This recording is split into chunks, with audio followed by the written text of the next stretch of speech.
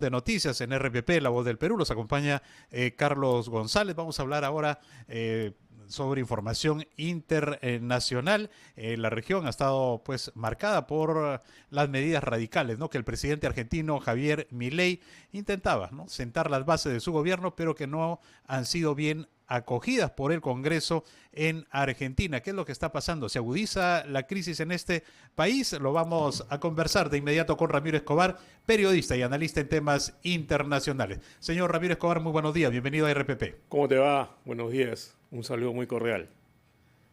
¿Cuánto le va a costar a Javier Milei imponer su pensamiento político, económico en la estructura institucional de Argentina, señor Escobar? Bueno, ya le está costando, ¿no? Le cuesta ya un naufragio parcial, por lo menos. No ha sido aprobada la llamada ley Omnibus, la ley que él la denomina para sentar las bases de la libertad en Argentina. Eran 664 artículos, me parece, han quedado menos de 300 y finalmente esos 300 se tienen que votar uno a uno en las cámaras argentinas, diputados y senadores, donde el partido de Milei, La Libertad Avanza, no tiene mayoría. Y lo que ha pasado al final de esta semana o a mitad de semana es que si bien se aprobó la ley en general, al pasar al análisis de cada artículo, se vio que no había acuerdo sobre varias cosas y entonces finalmente la ley volvió a comisiones del Congreso, pero ahora ya ni siquiera eso, ahora el propio Milei ha dicho que la va a postergar para dentro de unos meses, no se sabe bien cuándo, o que podría llamar a una consulta popular sobre la ley. El problema es que cuando se hace una consulta popular en Argentina organizada por el presidente, no tiene efectos vinculantes. Es decir, se podría hacer la consulta y la gente podría decir que sí, que está de acuerdo con esa ley, que implica una serie de modificaciones, pero no va a tener un efecto, ¿no? Si es una consulta organizada por el Congreso, sí tendría un efecto. Y entonces, ahora, ¿no será que Milei todavía está pensando como candidato más que como presidente? Porque ha dicho que no puede llegar a un consenso porque eso sería pues tener un consenso con la corrupción. Bueno, eso es un dicho muy controvertido, ¿no? Porque en realidad un político no puede actuar sin llegar a un consenso mínimo con sus opositores, claro, ¿no? Lo otro es ir hacia una dictadura, ¿no? Eso es lo que pasa en Venezuela y en otros países, ¿no? Maduro acaba de decir que va a ganar las elecciones por las buenas y por las malas. Acá un poco que se sugiere que esa ley se ganaría por las buenas o por las malas o forzándola, ¿no? Entonces, eso no se puede hacer si alguien se considera un demócrata o si va a respetar las reglas democráticas. Y él tiene que tener en cuenta no solo que no tiene mayoría en el Congreso, sino que su popularidad ha decaído. Ya no está con el 56% con el cual ganó. Según las encuestas más recientes, tiene 40 a 45% de aprobación. Incluso podría perder ese plebiscito en favor de la ley, o sí, que consultaría si la ley se aprueba o no, que no tiene efectos vinculantes. Entonces creo que tienen que rebobinar, pero me parece que está saliendo, como tú dices o sugieres, el espíritu de candidato, ¿no? Y eso y ahora, le va a complicar la vida, ¿no?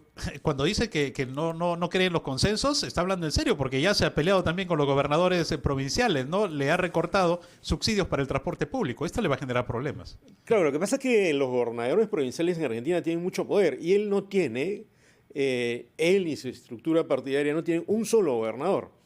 Entonces va a ser bien difícil que trate de ganar la confianza en los gobernadores. Primero porque los gobernadores tienen poder regional e incluso a nivel nacional. No son personas irrelevantes en el sistema político.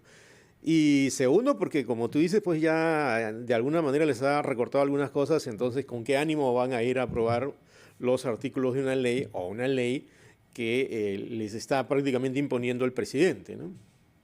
Bueno, y para ir terminando, señor Escobar, veamos lo que ha pasado en Chile. Lamentable el fallecimiento del expresidente Sebastián Piñera. ¿Cuál es su evaluación sobre el legado político de Piñera, ¿no?, en Chile, considerando sobre todo su impacto en la estabilidad institucional y la confianza pública en el sistema democrático?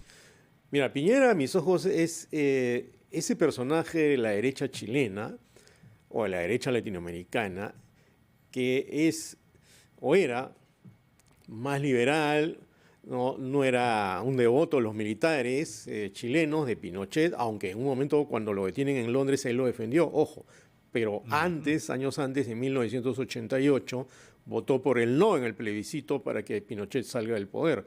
Entonces era ese derechista más descafeinado, digamos.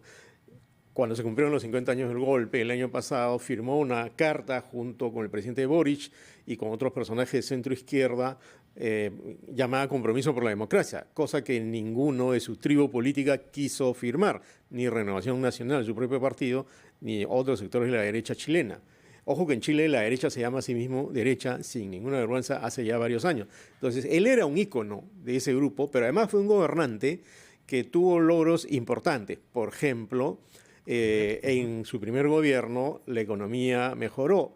Enfrentó el caso de los mineros que quedaron atrapados en una mina, enfrentó las consecuencias de un terremoto y un tsunami muy fuerte. Y cuando se desatan las protestas en Chile en el 2019, él, si bien tuvo una actitud muy dura al comienzo, que eso tampoco hay que olvidarlo, ¿no? Produjo más de 30 muertos, al final abrió el cauce para un plebiscito sobre la Constitución. Entonces es un personaje que tiene luces y sombras, pero en resumen se puede decir que era un tipo más democrático que otros personajes de la derecha chilena, que ahora va a estar, parece que conducida por José Antonio Kast, que está más a la derecha de Piñera. Piñera incluso no había descartado volverse a lanzar.